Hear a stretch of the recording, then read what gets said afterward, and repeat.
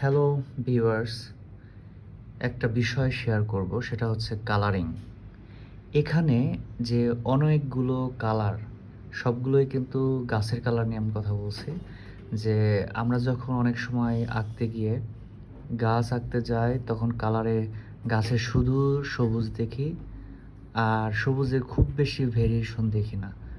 কিন্তু বাস্তবে ভেরিয়েশন অল্প হলেও থাকে, যেটা আমরা ছবিতে অনেক সময় একটু বাড়তি দেওয়ার চেষ্টা করি যেন সৌন্দর্যটা অনেক বেশি ফুটে।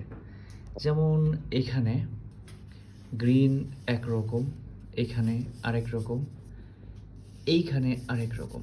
এগুলো সবই কিন্তু গ্রিনের ভেরিয়েশন। এই ভেরিয়েশনগুলো আনলে গাছের নিজস্ব বৈশিষ্ট্য যেগুলো, যে প্রত্যেকটা আলাদা আলাদা ক্যারেক্টার কালার আছে, সেটা কিন্তু প্রকাশ পায়। যে হ্যাঁ, এটা এই ধরনের গাছ, এটা এই ধরনের গাছ। তা না হলে যখন আমি সবই যদি সবুজ দিতাম, তাহলে বা এক ধরনের সবুজ দিতাম, তাহলে সব মিশে যেত। যে ভুলগুলো আমরা অনেক সময় করি, যে সব ক্যারেক্টার একই রকম মনে হয় যে একই গাছ।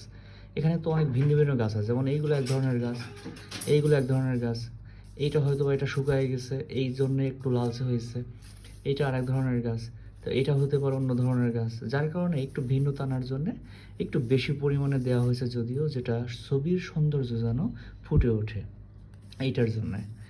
আর এইখানে দেখা যাচ্ছে এগুলো তো ন্যাচারাল ব্যাপার বলতে, এগুলো হচ্ছে আর্টিফিশিয়াল ব্যাপার। যে আমি আমার ঘরটা যেভাবে চাবো সেভাবেই হবে। কিন্তু আমি যে বিষয়টাকে ইন্ডিকেট করতে চাচ্ছি সেটা হচ্ছে গাছের কালারগুলো নিয়ে। ধন্যবাদ সবাইকে ধৈর্য সহকারে ভিডিওটি দেখার জন্য।